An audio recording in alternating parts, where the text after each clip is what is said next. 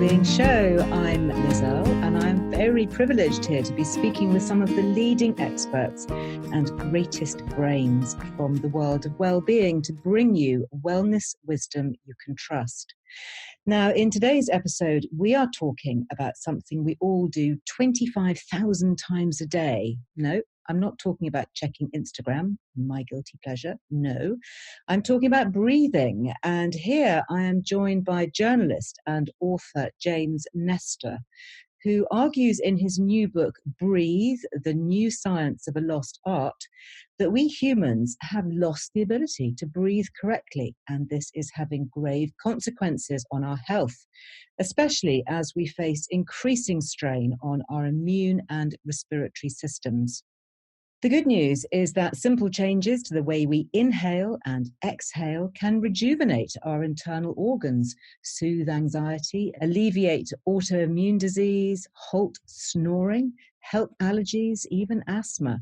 Well, James had some truly fascinating insights to share, including taping the mouth shut at night and more humming. I would so love to hear your thoughts on Instagram after the show. So, are you sitting comfortably? Well, let's go. So, James, thank you so much for tuning in all the way across the pond. You're a long way from us, but modern technology, when it works, is good. Well, thanks a lot for having me. You're so welcome. Where did your fascination with breath begin? It seems such an obvious thing, and yet nobody has really cornered the breath market like you. I think it started in two places, actually. One was the first jumping off point was about maybe 11 years ago, maybe even 12 years ago, where I was having a bunch of respiratory problems. Right. And my doctor suggested I check out a breathing class. So I was eating right, I was sleeping right, I was exercising a bunch, but I was still having constant bouts of mild pneumonia, bronchitis, other issues. I couldn't understand it. So I went to this breathing class. There's a ton of these things here in San Francisco. So I picked one and walked into this strange room and sat down and crossed my legs and started breathing in this soft rhythmic pattern. And I just started sweating, like a sweat unlike anything I've ever experienced. So I went back to my doctor. I said, what had happened? You're a doctor. You should know this. And, she said things like, oh, the room was too hot. You were wearing too many clothes. You had a fever. You should go home now. You must be feeling so ill. And I wasn't, of course. She had absolutely no explanation. But I kept hearing stories about people who had had similar experiences and about people who were able to focus their breath, to heat their bodies up in wintertime, to melt circles in the snow for hours at a time just by breathing, to help them overcome chronic conditions. One guy was injected with E. coli in a lab and breathed in this certain way to fight off the endotoxin. So there are enough very strange stories done in clinical settings that I knew this was real. And I knew that there was a deeper story in it. So I set out to the field. Gosh. And of course, never more relevant than now when we're facing a pandemic that affects our respiratory system. Yeah, and this is one of the very bizarre things. I had worked on this book, researched it, wrote it over the course of about 4 years. And I talked to experts at Stanford, at Harvard, at some of the best institutions in the world.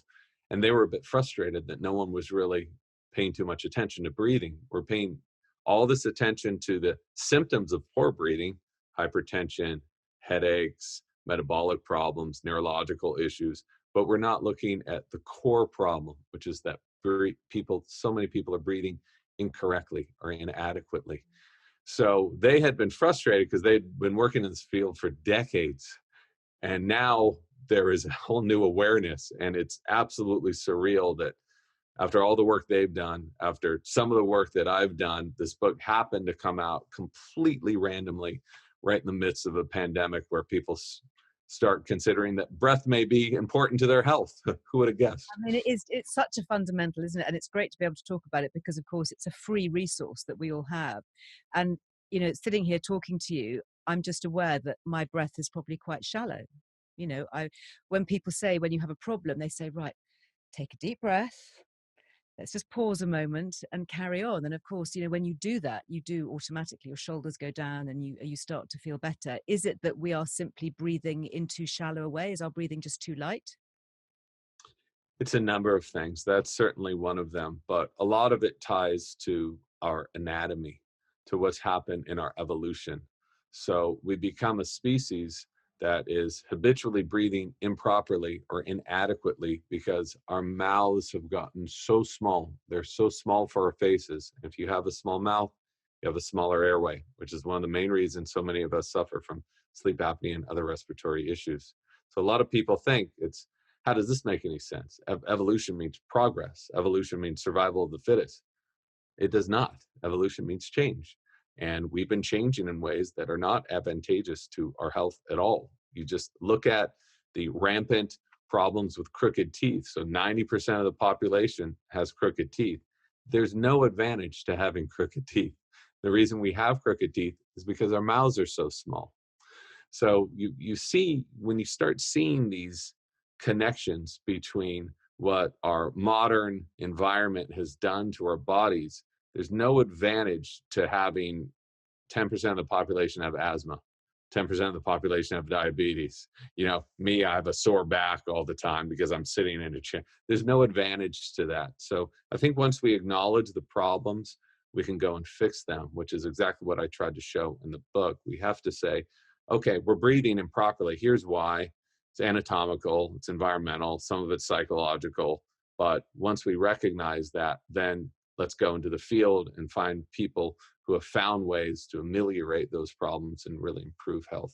So fascinating. It never struck me that other mammals, have much bigger mouths, but they do. I mean, I'm fortunate. I spend quite a bit of time in Kenya and go on safari with binoculars, and they're looking at the animals. And I'm always struck by just how huge their jaws are. When a lion is, roaring or even just yawning, or a hippo, like half their head is open.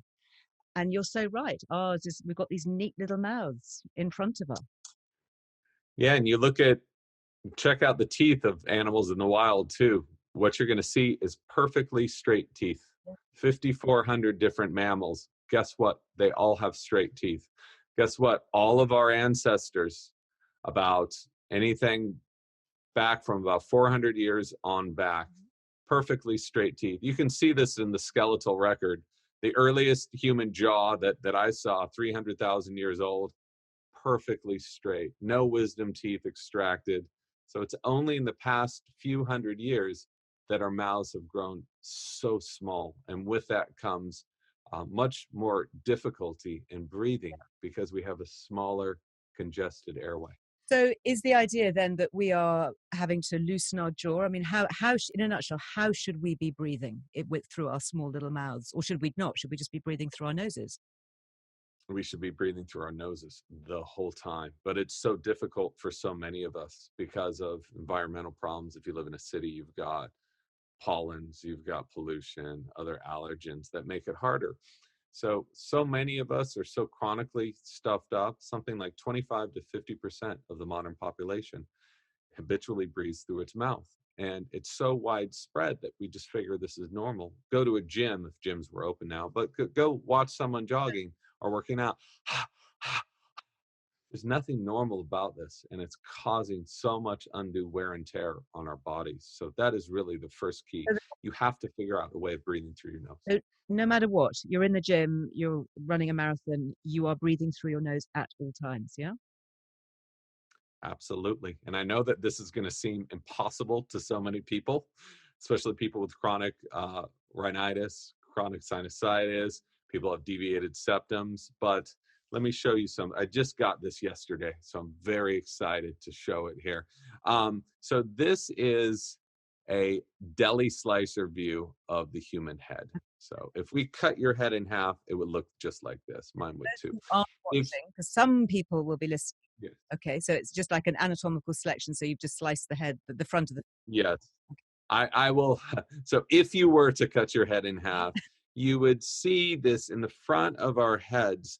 You would see this enormous space for the sinuses. So that space takes up about the volume of a billiard ball. If you were to take a billiard ball and just shove it in the middle of your head, That's what the sinuses take up. So this stuff isn't here randomly. Air has to enter in here, and it enters this maze of all these different bony structures and different pathways. So along that maze, it is filtered, it is humidified, it is conditioned so that by the time it enters our lungs can extract this oxygen so much more efficiently. Now, if you consider the mouth, guess what's there? Zero. Nothing. Air goes in, goes down the throat. Yeah. So if you think about breathing through the mouth, you might as well have your lungs just as an exposed organ, exposed to everything in the environment. There's no filtration that's happening when we're breathing like this. And after a while, especially in cities, you're going to start to suffer from respiratory problems, which is exactly what we're seeing. It's absolutely rampant right now in our society. And people just think that this is genetic, that, oh, I've bad, my mom had asthma, I have bad.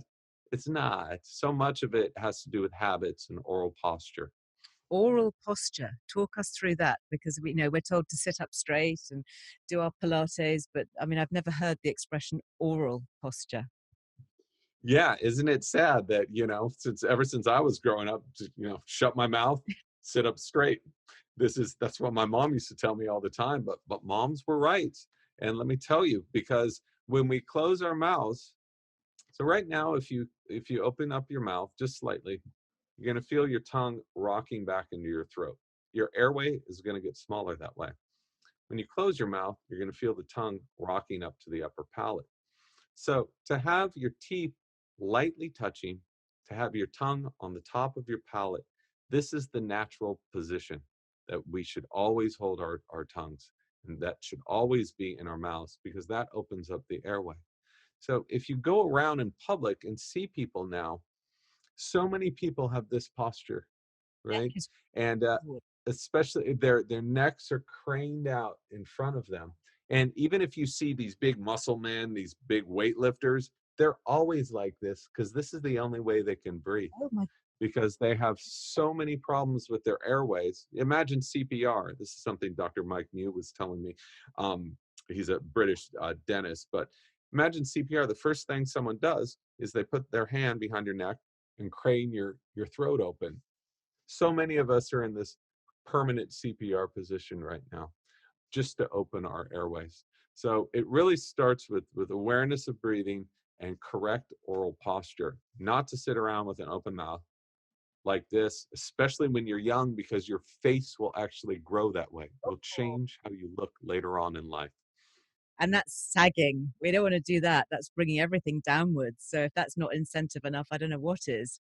So so for example, I can imagine during the day we have a bit of cognitive control over how we sit and how, we can physically, consciously decide how we're going to breathe. What happens when we sleep? Because a lot of people will be breathing through their mouths, surely, when they're sleeping. Yeah, and that's a really good point.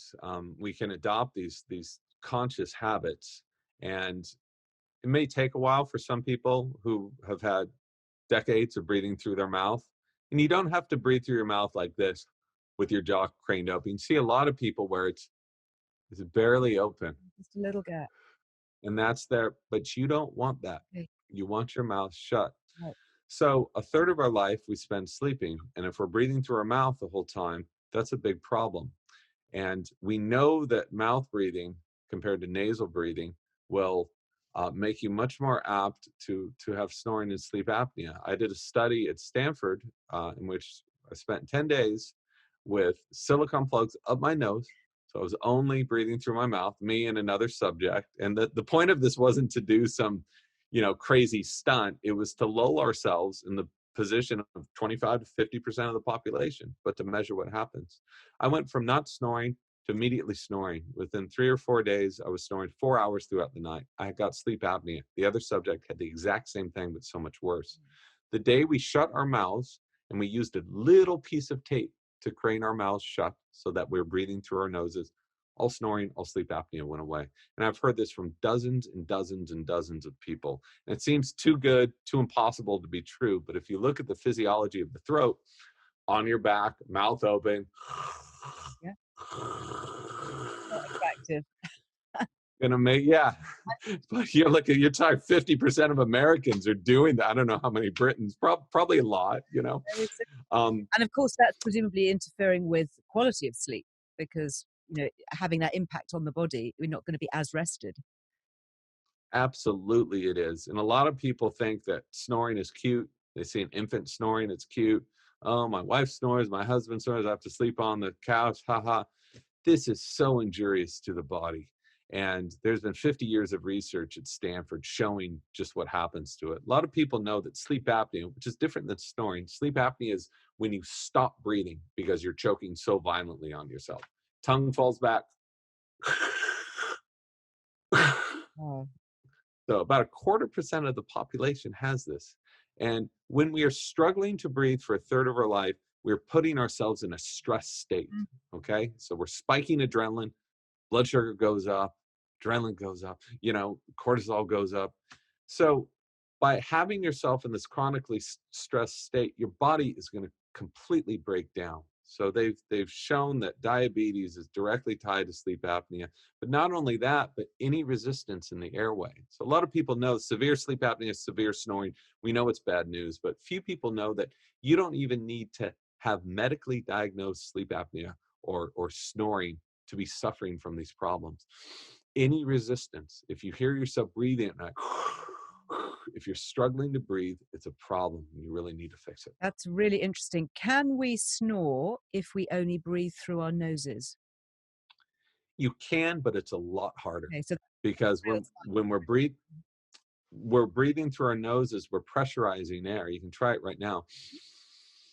It's a negative pressure going in, positive pressure going out. So what happens when we do that is we naturally push those soft tissues at the back of our mouths outwards. Okay, we help to tone them. Breathing will actually help to tone this airway. So this airway is a big muscle tube, right? It responds to fitness. A lot of our muscle tubes here in our throats are very flabby, just like other parts of our body, but we can work out this area and show huge improvement. They've found that there's a study, I think it was released in Chest, which is a very well-known, recognized journal, and they showed that just doing these exercises with your tongue, I'm not going to do them now, they look very weird, but sucking the tongue to the top of your mouth, moving your tongue out, just exercising like any other muscle has this huge impact on snoring and sleep apnea because you're making your mouth and the airway fit. You're toning it to allow it to breathe better. this is really fascinating. And I'm going to come back to something that you said, which is taping your mouth closed. I mean, are you really physically getting a piece of tape and just kind of running it from your upper lip to your chin? So this was something that sounded completely sketchy to me. As a science journalist, I first thing I did, I went on YouTube and saw these people with 9 pieces of tape, the whole tape goatee. I said, this is completely idiotic. Until I talked to the doctor of speech language pathology at Stanford, and she said, I prescribe tape to all my patients and I use it myself. Until I talked to a dentist in Silicon Valley who's was been in the trade for 30 years, said, I prescribe it to kids with ADHD. I prescribe it to patients. He said the number one cause of cavities and periodontal disease isn't sugar, it's mouth breathing. When we breathe through the mouth, we shift the pH, we make it more acidic, and that allows cavities to take root. So we know that ADHD is directly tied to sleep quality, to snoring, but to mostly to sleep apnea. Yes. And when kids stop snoring, stop having sleep apnea, so many studies have shown this, their ADHD goes away. That's really, really interesting. So listening for your child snoring could be a really good diagnostic tool here. What about things like night grinding? Does that come into it? So bruxism is an unconscious reaction to stress where a lot of people grind away. But I think that I'll show you this little sleep tape thing, Okay. because don't go on YouTube, people. You're going to see a bunch of crazy quackery there. This is how I learned to do it. It isn't about having a hostage situation where you have duct tape. We don't want that. You want a little piece of tape about the size of a postage stamp. Yep. This is hypoallergenic tape, very mild adhesive. has a bunch of little holes in it so it breathes. Yeah. I take my thumbs and I do this. You're just paddling it a bit. And this is sleep tape. The point isn't to block off air from the sides. It's fine if I can still talk, Yeah. if I can cough. That's fine. You're just training the mouth to be shut. You take it off with your tongue, and at any time in the night that you get anxious or paranoid, it just comes off. Yeah. So you don't want to inhibit that, especially at the beginning, because this is very weird the first week or so. A lot of people How I give up. approach my children with a small piece of tape. I mean, they're going to think you just want me to be quiet, you know. I will let you I'll let you handle that with your children the way that you choose to. I'm not sure of the exact particular best way of maybe there's a treat at the end of doing that at night. I don't know how you could possibly bribe them, but Patrick McEwen, who's an Irish breathing therapist, developed this stuff. It looks crazy, but and I wish I had one here. I don't. It just goes around the mouth. It doesn't go on the lips, and they can talk. They can talk. They can breathe. But when they go to sleep, it just very gently closes the lips shut, and it's called Myotape. And he's had really great success with this. You can try that if you want, but Dr. Mark Burhenny and at Stanford, they just use a teeny piece of tape. You can even have a piece of tape that's half the size of a stamp. Yeah, literally half the size of a tiny stamp. And is the idea then that you wake up with the tape still in place? Would that be a successful result? That would be a successful result. And the first few days is going to be very weird, especially if you're like me, you're middle aged and you spent decades Yeah. breathing through your mouth. I thought it was normal to go to sleep with 30 ounces of water by the bed, wake up every couple hours with a dry mouth, drink some water, go back to sleep. There's nothing normal about that. We need to be sleeping with our mouths closed. And this is a very helpful and free hack that people can use. Fantastic. Does it matter what our position is? Should we be sleeping on our back, our side, our front? That's more a matter of personal preference. We know that snoring and sleep apnea is going to be more prevalent if you're sleeping on your back just because of gravity. You think about it. Already you're struggling to breathe. You include gravity in on that. If you're breathing through the mouth, that's what's going to happen. A lot of people find side sleeping difficult, but I've talked to various researchers who strongly suggest people with sleep apnea, they have this whole regimen for how to do this. It starts with sleep tape. You can lift the back of the bed about 6 inches, just put books back there or bricks or whatever. And if you think of how gravity works, that's just putting the head up a little bit so the soft tissues aren't falling, your tongue's not falling back as much. Right. And if you really want to go for it, you can get a t-shirt and tape a sock to the back of that t-shirt. Wear that t-shirt at night to train you away from sleeping on your back. And that's what some people do. That's so fascinating. What about if you have to wear a bite guard for grinding or a retainer? Is that going to affect the breathing? I mean, maybe. Would that make you more likely to breathe through your mouth or less likely, I wonder? Well, a lot of bite guards right now, guess what they do? You put them on and they force your jaw forward to open your airway. That's what a lot of people who have sleep apnea and snore. So this is just a hack. We're just putting ourselves into a position that our ancestors already had. Their jaws were already forward, and we're just using bite guards to do that. From various researchers that I've talked to, this problem with bruxism, which is caused by stress, you're stressed and you're grinding away at night. Some of that, not all of it, is correlated to disturbed sleep. When you are constantly stressed when you're asleep, when you're struggling to breathe, you are constantly stressed, which can lead to bruxism. And they've found that when people start taping, when they're sleeping peacefully, some of that can go away. Really, really fascinating stuff. I want to pick up on rather, if we have allergies and breathing through the nose is difficult, because that will be affecting some people. I mean, I get hay fever in the summer months and find it really uncomfortable. There's been a few studies looking at allergy season and sleep apnea, and it just goes through the roof Right. because people can no longer, it's just shifting the pathway through which you're breathing can really impact snoring and sleep apnea. So I was talking to another researcher who suggested that some people take Claritin or other pills, or there's a bunch of different sprays that you can use to clear the nose. I have no experience with those, and I'm not a doctor, I'm not a breathing therapist, I'm not going to prescribe anything. But he's shown with sleep data, because he's had people wear pulse oximeters and other machines to calculate how well they're sleeping, and found it has a tremendous effect by clearing the nose through these sprays or through some pills. Of course, it's best to do it naturally. Neti pots can work very well. If you have chronic sinusitis, um, Dr. Jack or Nyack down at Stanford has found that a low dose steroid in a neti pot, that's a sinus flush, can work wonders.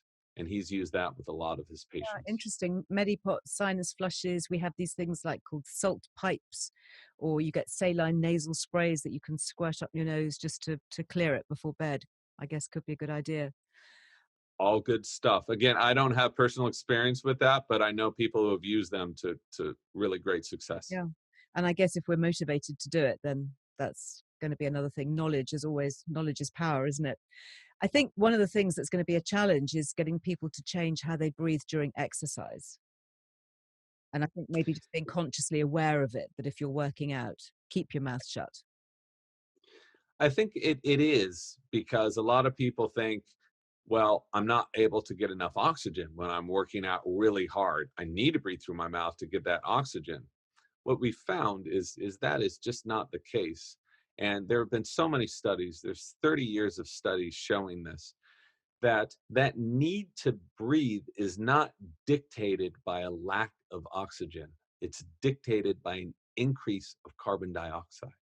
So right now, if you were to exhale and hold your breath, after a few seconds, maybe 30 seconds or so, you're going to feel this need to breathe.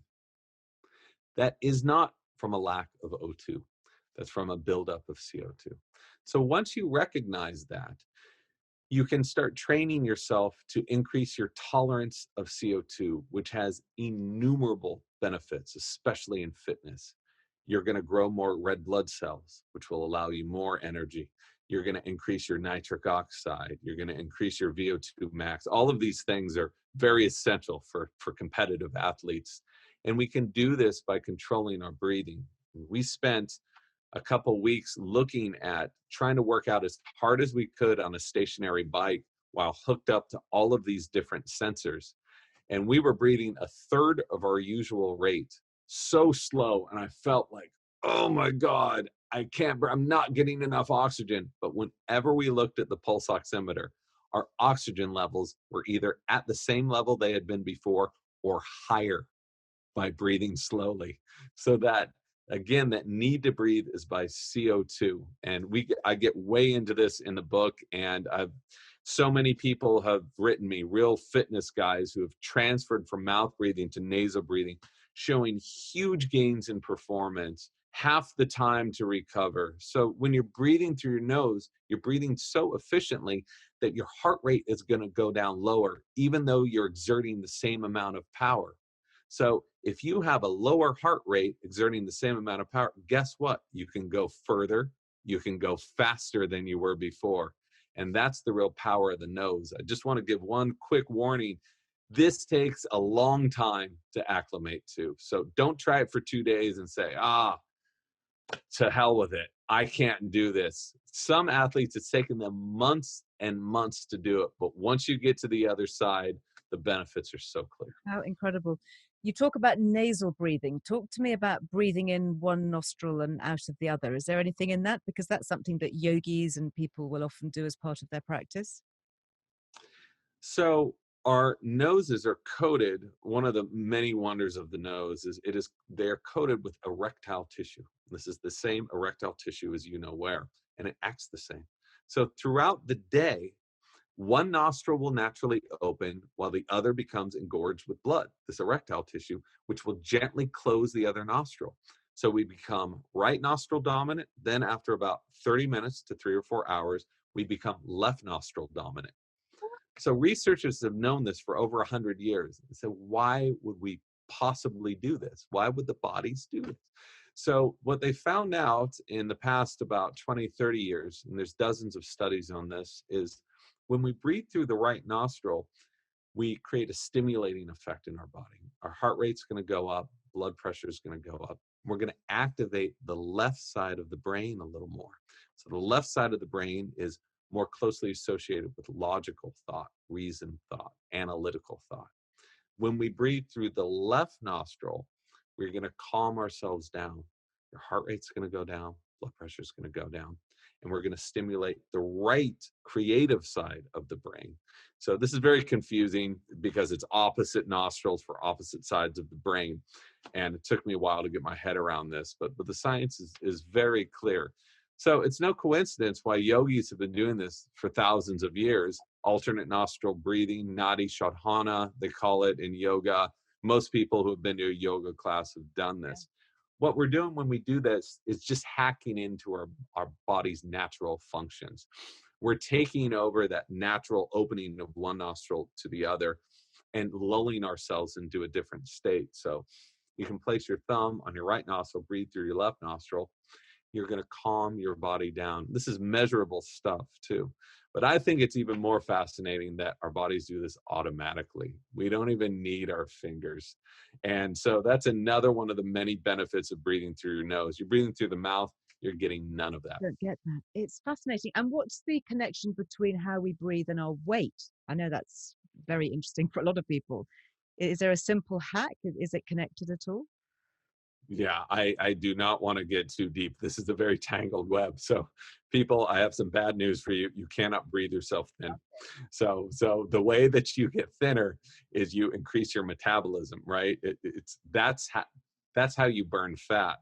It is interesting to know, though, having said that, that you can vastly increase your metabolism with different breathing functions. Wim Hof method, Tumo method, really intense pranayamas can jack your metabolism in some big ways. It's also important to note that we burn fat with oxygen.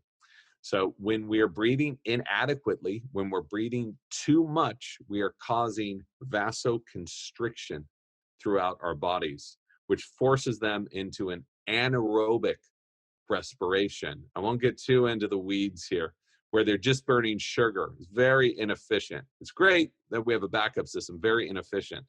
So the way that you can burn more fat is to use more oxygen in your body, and you do that by actually breathing slowly, because breathing more slowly is breathing more closely in line with your metabolic needs, which is going to allow you to function more efficiently.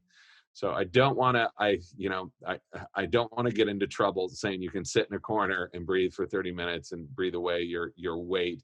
But it is interesting looking at the correlations between healthy breathing and efficiency and burning fat.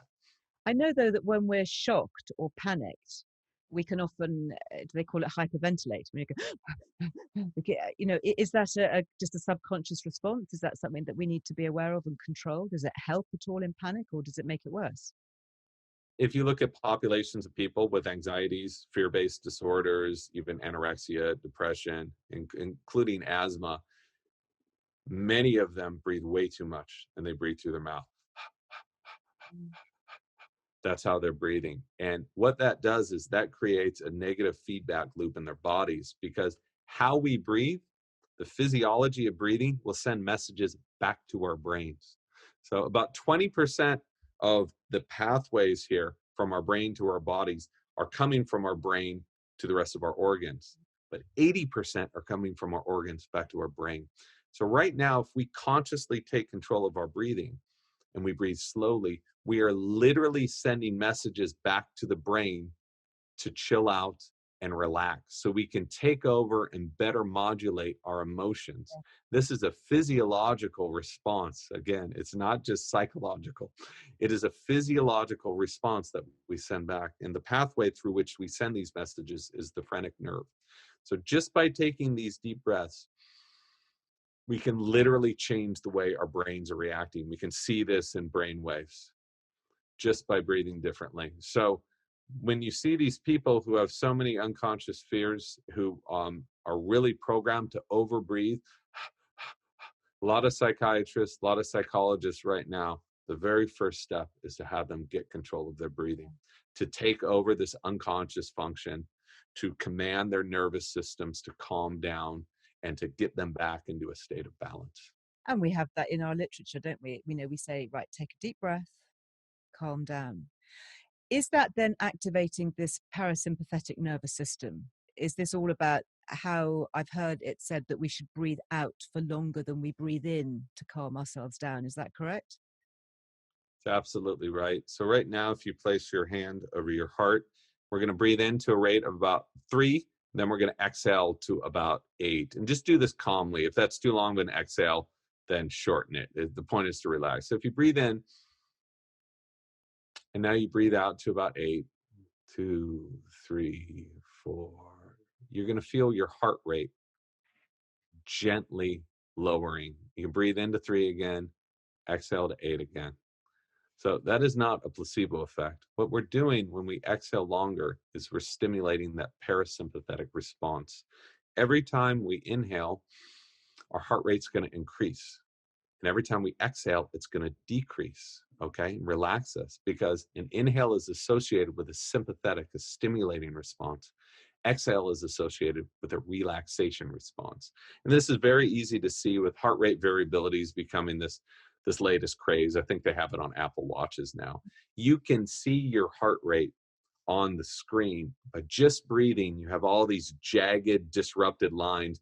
Shifting your breathing this way, all of these lines become these beautiful sine waves, because that's your body working in a natural state of healing. Our bodies have to repair itself constantly. If we're constantly stressed out, we never give them the chance to repair themselves and to heal themselves, which is why we get so sick. So at any time in the day, you can think of breathing as a lever. You can extend those exhales, do it about 1.5 times longer than the inhale. You can do this very long exhales. You can do it shorter exhales, doesn't matter. And you can sense that relaxation coming over your body. You're also going to increase blood flow that way. So it's worth trying it out. Oh my goodness, yes. It's like just having a deep sigh, isn't it? Yeah. Exhale of, let everything go. Just let the stress go. I can't let you go without just having a quick touch on COVID and pandemic and breathing. And presumably this is so important, isn't it? We've just got to be protecting our lungs like never before and looking at the way that we're breathing. Yeah, and this is something that I think people are becoming much more acutely aware of the quality of their breath, especially now we're in the 7th month of this pandemic. But I don't want to keep talking about nasal breathing, but this is our first line of defense, is our nose. So now more than ever, you need to breathe through your noses. And I'll give you one other detail about the nose, which I think is fascinating. It's not only are all those hairs and structures filtering for pathogens, but we create a perfusion of nitric oxide. It's this amazing molecule in our body that helps with vasodilation. So drugs like Viagra, guess how they work? They help us release more nitric oxide. That's how they do their magic. So we create our own nitric oxide in our noses. And it turns out nitric oxide also interacts directly with bacteria and viruses. So it can kill viruses. So Louis Ignarro won a Nobel Prize in the 90s for his work looking at nitric oxide and its benefits for viruses. And it's no coincidence at all to me that there are now 11 clinical trials going on giving, guess what, to patients with COVID? Nitric oxide. Create your own nitric oxide here, and if you hum, you can increase it 15-fold. So now some researchers are saying hum throughout the day, breathe through the nose all the time. And not only will this help bolster your immune functions, it could help prevent a huge viral load from entering your body. These are not my words, just to be clear. This is coming from researchers in the field who have spent decades studying this stuff. This is so fascinating, James. Honestly, you've opened up a whole new world. That what I love about it is it's accessible to everybody at any age and any stage of life. It's free, it's out there, and it's got the science behind it. I shall go off humming, as I hope all my listeners are now doing so. Thank you so much for taking the time to join us. It's been such a pleasure to talk to you. Thanks very much for having me. And that is it for today's episode. As always, you will find the links for the resources that James mentioned on today's show over on lizearlewellbeing.com. There you can sign up for my free weekly newsletter packed with even more tips for living well. Huge thanks to all of you who've left this podcast such lovely reviews, especially on iTunes. It really does help others to find the show and perhaps that vital bit of help they might need. So until the next time we chat, go well. Bye-bye. The Liz Earle Wellbeing Show is presented by me, Liz Earle, with production by Amaryllis Earle and Harry Trevithick at Heart Dialogue, with thanks to my producer Ellie Smith and guest booker Millie de la Morinière.